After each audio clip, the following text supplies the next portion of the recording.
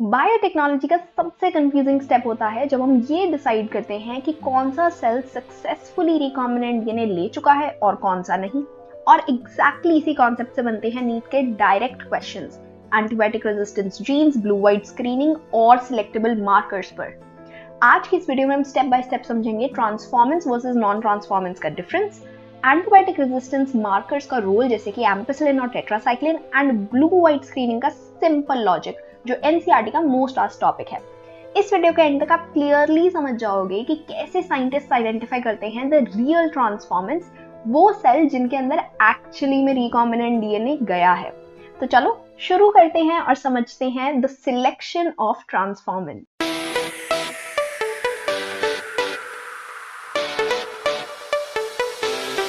Selection of transformants. पिछली कुछ videos में हमने ये बात करी थी कि कैसे हमने अपना जीन ऑफ इंटरेस्ट जो कि हमने पहले आइसोलेट किया, फिर उसको हमने फ्रैगमेंट्स में काटा, उसका हमने जेल इलेक्ट्रोफोरेसिस की हेल्प से उस फ्रैगमेंट को क्या किया, सेपरेट किया और पीसीआर की हेल्प से एम्पलीफाई करवाया बिलियंस ऑफ कॉपीज से।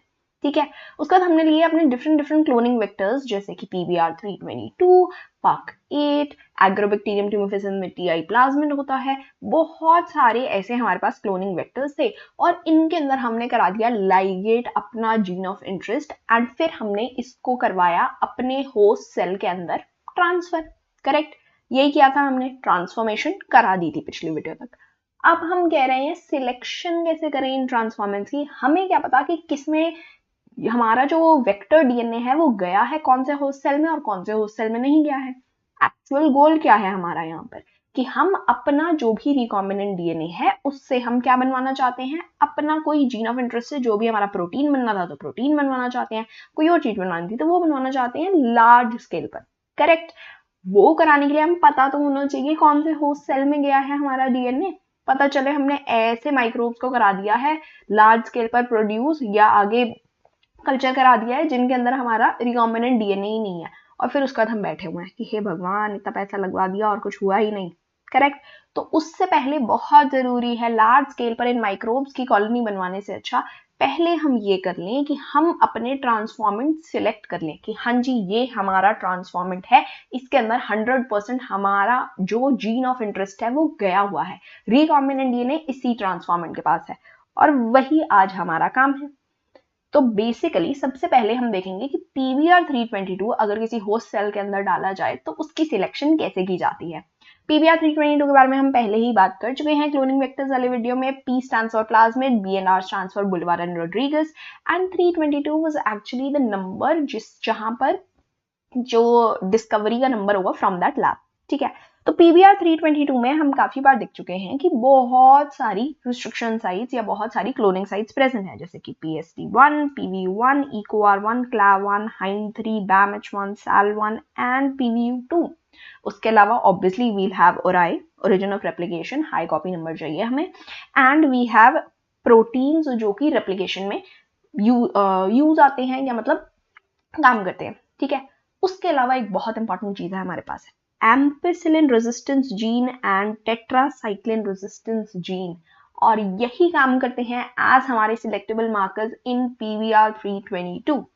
तो बेसिकली क्या है, नॉर्मली अगर आप कोई होस्ट सेल लेते हो, let's say equaliser host cell, तो उसके पास एम्पिसिलिन या टेट्रासाइक्लिन किसी के लिए भी रेजिस्टेंस नहीं है।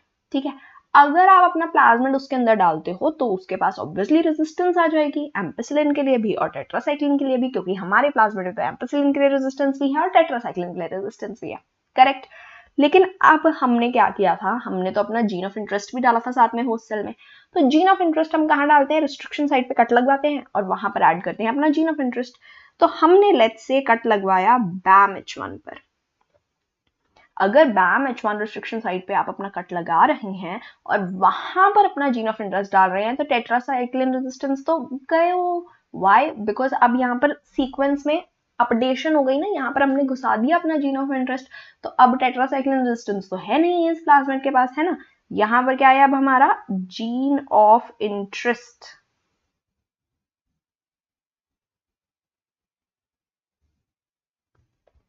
ठीक है जी, यहाँ हो गया हमारा जीन ऑफ इंटरेस्ट। अब इस प्लाज्मिड के पास कोई टेट्रासाइक्लिन रेजिस्टेंस नहीं है बट एम्पिसिलिन रेजिस्टेंस अभी भी है। करेक्ट, तो अब देखते हैं कि हम इससे सिलेक्शन कैसे करवाते हैं। तो ये देखो यहाँ पर मैंने बना रखा है कि आपने लिया अपना जीन ऑफ इंटरेस्ट, ठीक है, उसको आपने कहाँ डाला, अपने PBR 322 पे, ये था आपका PBR 322। बाकी सारी मैंने क्लोनिंग साइट्स मेंशन नहीं करी है, सिर्फ BAMH1 क्लोनिंग साइट मेंशन करी है क्योंकि वही हमारे काम आ रही है अभी, ठीक है। यहाँ पर हमारी टेट्रासाइक्लिन रेजिस्टेंस जीन भी था और BAMH1 की क्लोनिंग साइट भी थी। यहाँ पर हमने क्या कर दिया, अपना जीन ऑफ इंटरेस्ट ऐड करवा दिया, रिस्ट्रिक्शन एंजाइम से कट लगवाया था और उसके बाद DNA लाइगेज की हेल्प से हमने क्या कराया, जुड़वा दिया। अब there can be two things, ठीक है, या तो आपका जीन ऑफ इंटरेस्ट जुड़ सकता है या नहीं जुड़ सकता, ऐसा 100% तो नहीं है कि जुड़ेगा ही जुड़ेगा, है ना। तो they can be two things, या तो आपका रिकॉम्बिनेंट DNA बन जाएगा जिसके पास जीन ऑफ इंटरेस्ट है at the site of BAMH1, ठीक है, और टेट्रासाइक्लिन रेजिस्टेंस वो खो चुका है, या ऐसा हो सकता है कि आपका रिकॉम्बिनेंट DNA नहीं बना है, वो वैसे का वैसे ही प्लाज्मिड जो है वो PBR 322 वैसे का वैसे ही है, it has not been transformed, ठीक है। तो there can be two cases, this can be one case जहां पर आपका कोई भी लाइगेशन नहीं हुई है जीन ऑफ इंटरेस्ट की, एंड दी अदर केसेस जिसको हम रिकॉम्बिनेंट DNA बोलते हैं जो हमें चाहिए, ठीक है। अब अगर हम क्या करते हैं, हम इन वेक्टर्स को अपने सेल्स के अंदर, होस्ट सेल के अंदर डालने की कोशिश करते हैं, अलग अलग मेथड से डाल सकते हैं, हमें पता है हीट शॉक ट्रीटमेंट की हेल्प से हम डाल सकते हैं, हम माइक्रो इंजेक्शन की हेल्प से डाल सकते हैं अगर एनिमल सेल है, हम जीन गन की हेल्प से डाल सकते हैं अगर प्लांट सेल है, डिसआर्म्ड पैथोजन वेक्टर्स की हेल्प से डाल सकते हैं एनिमल्स में, और इलेक्ट्रोपोरेशन की हेल्प से डाल सकते हैं हम अलग अलग सेल्स में, है ना। तो there can be three cases. एक केस तो ये हो सकता है कि आपका वेक्टर DNA गया ही नहीं अंदर, अगर गया ही नहीं तो उस सेल को हम बोलेंगे नॉन ट्रांसफॉर्मेंट, वेक्टर ही नहीं गया, ट्रांसफॉर्मेशन ही नहीं हुई, ठीक है। तो ये होगी हमारी लेट्स से ए बैक्टीरिया, ठीक है, इसको उसके बाद हम करेंगे एक प्लेट पर ग्रो। नेक्स्ट हमारे पास हो सकता है कि वेक्टर तो गया, ठीक है, वेक्टर गया, ट्रांसफॉर्मेशन हुई, ट्रांसफॉर्मेंट बना, लेकिन वो वेक्टर जो है उसके पास हमारा जीन ऑफ इंटरेस्ट ही नहीं था, so it was not recombinant DNA, तो it was a transformant cell but it is non recombinant क्योंकि हमारा रिकॉम्बिनेंट DNA उसके पास नहीं है, ठीक है। थर्ड हमारा हो सकता है जिसमें हमारा वेक्टर गया जिसके पास जीन ऑफ इंटरेस्ट था, ठीक है, so that is what we want, our recombinant transformant, ठीक है, जो हमें चाहिए एक्चुअल में, that is our recombinant transformant जिसको हमने C की हेल्प से मार्क कर दिया है। B इज ट्रांसफॉर्मेंट है BB, ठीक है, क्योंकि उसके पास वेक्टर DNA गया है पर हमारा जीन ऑफ इंटरेस्ट नहीं गया इसलिए नॉन रिकॉम्बिनेंट है, okay. A is non-transformant, there is no transformation, no vector DNA inside the host cell, ठीक है, ये होस्ट सेल हम E. coli दे रहे हैं, ठीक है जी। सो अब हमने क्या करना है, इन बैक्टीरिया की कॉलोनीज को हम ग्रो करेंगे अपनी डिफरेंट डिफरेंट अगार प्लेट्स पे, ठीक है। तो हमारी फर्स्ट अगार प्लेट जो है उसको हम बोलते हैं मास्टर प्लेट। मास्टर प्लेट क्यों बोलते हैं, इसमें सिर्फ और सिर्फ अगार होता है और इसी के हम रेप्लिकास बना के आगे आगे अपना ट्रांसफॉर्मेशन का प्रोसेस शुरू रखते हैं, ठीक है। तो फर्स्ट ऑफ ऑल हमने क्या किया, हमने अपनी जो ए वाला हमारा बैक्टीरिया की कॉलोनी थी जिसमें हमारे पास जो कि नॉन ट्रांसफॉर्मेंट है, there was no vector DNA, उसको हमने यहाँ पर लगा दिया, ठीक है। उसके बाद हमने नेक्स्ट थी हमारी बी वाली में क्या था, ट्रांसफॉर्मेंट था लेकिन नॉन रिकॉम्बिनेंट, ठीक है जी, वो भी अगार पे इजीली ग्रो कर रही है। सी वाला वाज रिकॉम्बिनेंट प्लस ट्रांसफॉर्मेंट, वो भी अगार पे इजीली ग्रो कर रही है, ठीक है। नेक्स्ट हमारी जो दो प्लेट्स हैं they are replica plates. Replica plates कैसे बनती हैं, आप मास्टर प्लेट लेते हो, उसको आप दूसरी प्लेट पे ऐसे करके छाप देते हो, तो वो छपी हुई plate is your replica plate. लेकिन रेप्लिका प्लेट के जो मीडियम है ना वो अलग है, ठीक है। तो जो हमारी सेकंड वाली प्लेट है दिस वन, इसके अंदर जो मीडियम है that is agar plus ampicillin, ठीक है। तो अब यहाँ पर वही कॉलोनीज ग्रो होंगी, वो बैक्टीरिया ग्रो होंगे जिनके पास एम्पिसिलिन रेजिस्टेंस है, और किसके पास होगी एम्पिसिलिन रेजिस्टेंस, सिर्फ ट्रांसफॉर्मेंट्स के पास, क्योंकि नॉन ट्रांसफॉर्मेंट यानी कि सिर्फ और सिर्फ इकोलाई वाला बैक्टीरिया उसके पास तो नहीं हो सकती ना, क्योंकि उसके पास प्लाज्मिड ही नहीं है, उसके पास वेक्टर ही नहीं है हमारा। तो वो वाली हमारी कॉलोनी कौन सी थी, नॉन ट्रांसफॉर्मेंट वाली ए। तो ए वाली जो कॉलोनी है it will not grow in this medium. तो अब हमें ये तो पता चल गया कि ए जो है हमारा क्या था, नॉन ट्रांसफॉर्मेंट था, ठीक है। नाउ वी नो कि ए वाज नॉन ट्रांसफॉर्मेंट, ठीक है। तो अब ए वाली कॉलोनी क्योंकि ग्रो ही नहीं कर रही है यहाँ पे, तो ए इज नॉन ट्रांसफॉर्मेंट, इसको हमें ग्रो नहीं करना है अपने लार्ज स्केल में कल्चर में, ठीक है। उसके बाद हमारे पास बचती हैं बी और सी। बी वाली कौन सी थी? नॉन रिकॉम्बिनेंट बट ट्रांसफॉर्मेंट, तो ऑब्वियसली इसके पास एम्पेसिलिन के लिए रेजिस्टेंस होगी। क्यों? क्योंकि वेक्टर है इसके पास, पीबीआर 322 है, पीबीआर 322 है, तो यानी कि एम्पेसिलिन रेजिस्टेंस भी है, ठीक है। सी वाला क्या था? सी वाला was transformant with recombinant DNA, recombinant DNA लेकिन बनाया कहां पे था हमने? टेट्रासाइक्लिन रेजिस्टेंस वाली जगह पे, तो एम्पेसिलिन रेजिस्टेंस तो इसके पास भी होगी, तो यहां पर बी भी ग्रो करेगा और सी भी ग्रो करेगा। बहुत अच्छी बात है। नेक्स्ट प्लेट पर हम गए। नेक्स्ट प्लेट पर भी हमें पता है कि ए तो ग्रो नहीं करेगा क्योंकि इसके पास टेट्रासाइक्लिन की रेजिस्टेंस भी नहीं है, ठीक है। नेक्स्ट वाली प्लेट में हमारे पास क्या है? अगार है, साथ में हमारे पास टेट्रासाइक्लिन प्रेजेंट है, ठीक है। तो टेट्रासाइक्लिन प्रेजेंट है तो ऑब्वियसली ए कॉलोनी तो ग्रो नहीं कर सकती है। बी वाली जो हमारी कॉलोनी है वो हमारी थी नॉन रिकॉम्बिनेंट प्लस ट्रांसफॉर्मेंट, यानी कि हमारे पास उसके अंदर वेक्टर था लेकिन उसके पास जीन ऑफ इंटरेस्ट नहीं था, तो टेट्रासाइक्लिन रेजिस्टेंस अभी भी प्रेजेंट होगी क्योंकि हमारे जीन ऑफ इंटरेस्ट ने जाकर उस टेट्रासाइक्लिन रेजिस्टेंस को खत्म तो किया ही नहीं है ना। तो इसमें बी ग्रो करेगा, बहुत अच्छी बात है, बी यहां पर भी ग्रो कर रहा है, क्या बात है। सी, लेकिन सी जिसके पास हमारी टेट्रासाइक्लिन रेजिस्टेंस नहीं है, क्यों? क्योंकि हमने अपना जीन ऑफ इंटरेस्ट उसके अंदर डाल दिया है ना, तो ये यहां पर ग्रो नहीं कर पाएगा। यहां पर हमारा सी वाली कॉलोनी भी ग्रो नहीं करेगी, करेक्ट। तो अब हमें इससे क्या पता चलता है? What can you infer from this? Selection कैसे कर पा रहे हो आप? आपको पता था कि आपकी जो कॉलोनी होगी जो आपको लार्ज स्केल पर ग्रो करनी है वो एम्पेसिलिन पर ग्रो करनी चाहिए पर टेट्रासाइक्लिन पर ग्रो नहीं करनी चाहिए, है ना। यही आपको चाहिए था और वो अब आपको पता चल गया कौन सी है। एम्पेसिलिन पर ग्रो कर रही है पर टेट्रासाइक्लिन पर ग्रो नहीं कर रही है क्योंकि उसके पास एम्पेसिलिन रेजिस्टेंस है पर टेट्रासाइक्लिन रेजिस्टेंस नहीं है।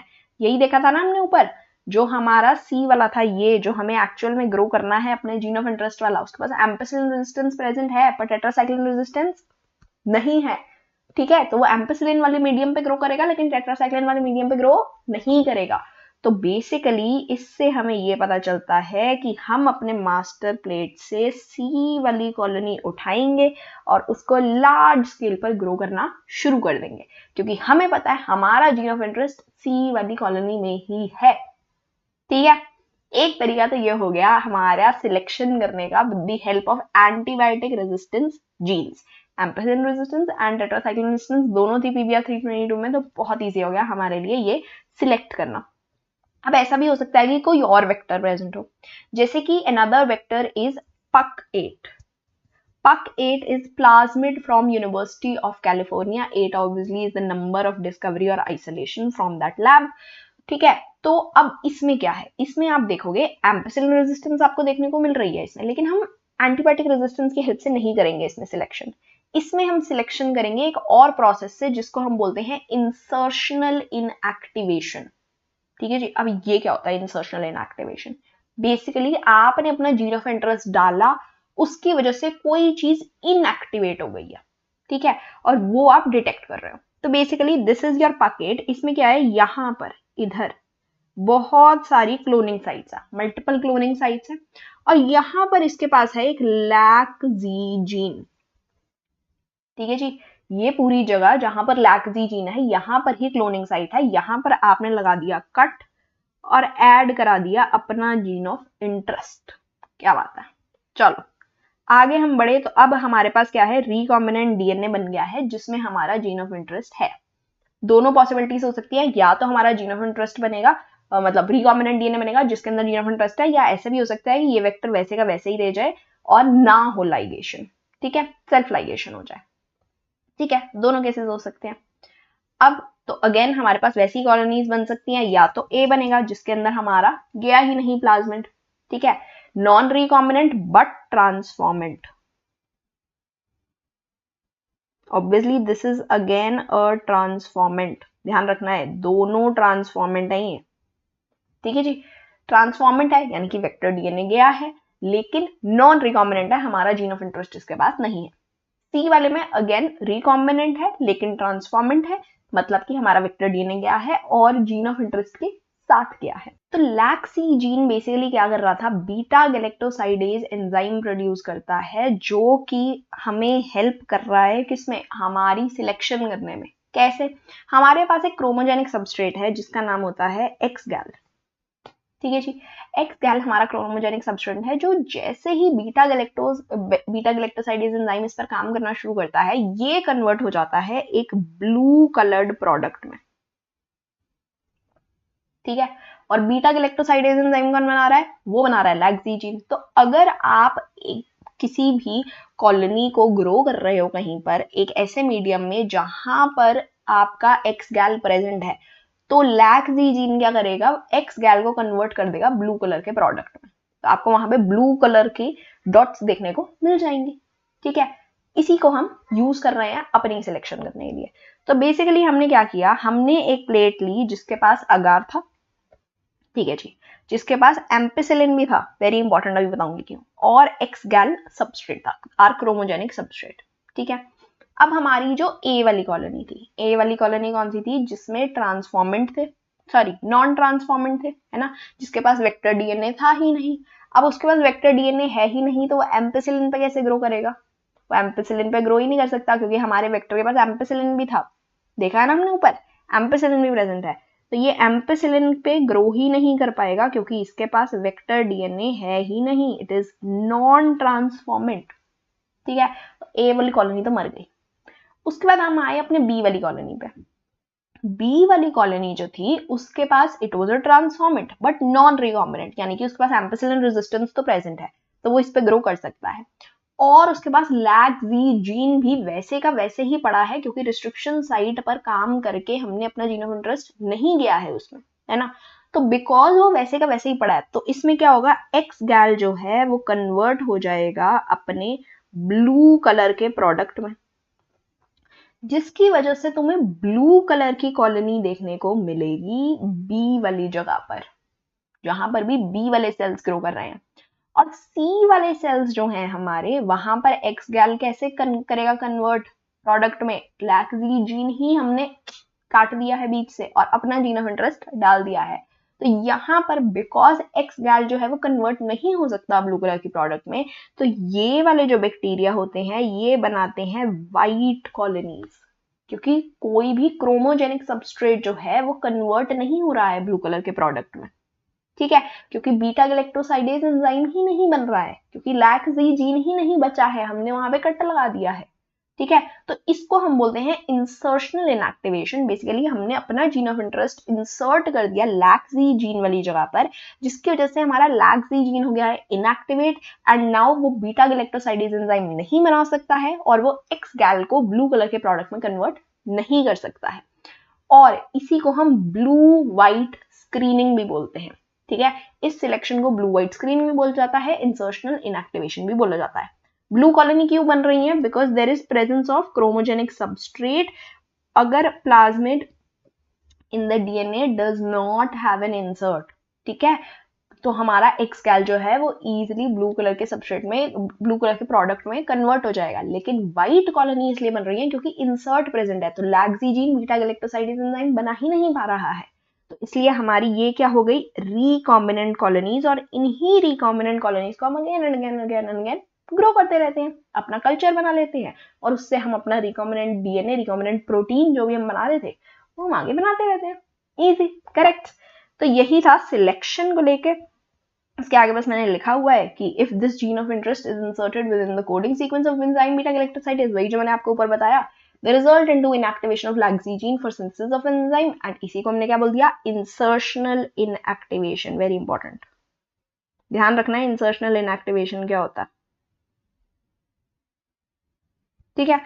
तो चलो, ये तो तुमने सिलेक्शन कर दी। अब मेन काम क्या था तुम्हारा, एक्चुअल में कल्चर करना इन होस्ट सेल को, ताकि तुम अपना फॉरेन जीन प्रोडक्ट बना सको, correct. You have to make sure कि आप लाइगेट करें इस जीन ऑफ इंटरेस्ट को वेक्टर में, उसको सेल में डालें और उस सेल में वो एक्सप्रेस हो, रेप्लिकेट करे और आपको आपका रिकॉम्बिनेंट प्रोटीन बना के दे। क्या होता है रिकॉम्बिनेंट प्रोटीन, कोई भी ऐसा protein, any protein encoding gene is expressed in a heterogeneous host. Heterogeneous host मतलब एक होस्ट जिसके अंदर आपका प्लाज्मिड या रिकॉम्बिनेंट डीएनए पड़ा हुआ है, उसको हम रिकॉम्बिनेंट प्रोटीन बनते हैं, उससे जो प्रोटीन बनता है उसको बोलते हैं। ठीक है, तो होस्ट है, उसके अंदर आपका वेक्टर डीएनए जिसके अंदर आपका जीन ऑफ इंटरेस्ट है, that entire thing is called as heterogenous host, जिससे आपका प्रोटीन बन रहा है, that is your recombinant protein. ठीक है, लार्ज स्केल पे कल्चरिंग करने के लिए दो मेन टाइप के प्रोसेसेस होते हैं। एक तो होता है सिंपल स्टोर्ड टैंक बायोरिएक्टर, एक होता है स्पार्स्ड स्टोर्ड टैंक बायोरिएक्टर। दोनों एनसीईआरटी में गिवन है तो याद रखने हैं। स्टोर्ड टैंक बायोरिएक्टर क्या होता है? सिलेंड्रिकल सी शेप में होगा, कर्व्ड बेस के साथ। मैं दिखा देती हूँ यहाँ पर, ये देखो, ये दोनों आपकी एनसीईआरटी की ही इमेजेस हैं, तो we are also covering NCERT साथ साथ में ही, ताकि आपको कोई दिक्कत ना हो। ठीक है, ये वाला जो है first one, this is your stirred tank bioreactor and this is your sparged. Main difference क्या होता है दोनों में? बहुत ज्यादा कोई डिफरेंस नहीं है। स्पार्ज्ड वाले में स्टेराइल एयर बबल्स प्रोड्यूस किए जाते हैं, और ये एयर बबल्स जो है सरफेस एरिया इंक्रीज कर देते हैं ऑक्सीजन के लिए। ठीक है, ताकि ऑक्सीजन का ट्रांसफर और अच्छे तरीके से हो सके। बस यही डिफरेंस है मेन स्टर्ड वाले में और स्पार्ज्ड वाले में, और कोई ज्यादा डिफरेंस नहीं है। उसके अलावा इसमें आपके पास बहुत सारी चीजें होंगी। सिलेंड्रिकल से होंगे, कर्व्ड बेस हो सकता है, जैसे इसमें कर्व्ड बेस है, ये सीधा सीधा सिलेंड्रिकल है। ठीक है, उसके बाद साथ इसमें अब इसको क्या क्या चाहिए? एक तो ऑक्सीजन चाहिए ताकि आपके माइक्रोब्स इजीली एरोबिक कंडीशन में ग्रो करते रहे। ठीक है, एक एजिटेटर सिस्टम चाहिए, यानी कि मोटर चाहिए जो चलती रहे बार बार।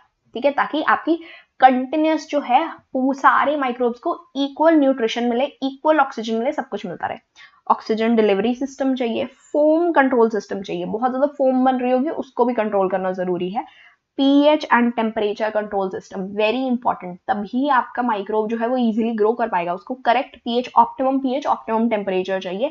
Along with it sampling ports, वो होते हैं जहां से आप अपना माइक्रोब का जो भी आपका न्यूट्रिटिव मीडियम है वहां से आप निकालेंगे अपने माइक्रोब, और उसको चेक करने के लिए कि क्या उसमें अभी भी वैसे का वैसे ही वो ग्रो कर रहा है, रेप्लिकेट कर रहा है with your gene of interest, with your recombinant protein, बना पा रहा है वो या नहीं बना पा रहा है। तो इसलिए सैम्पलिंग पोर्ट्स होते हैं।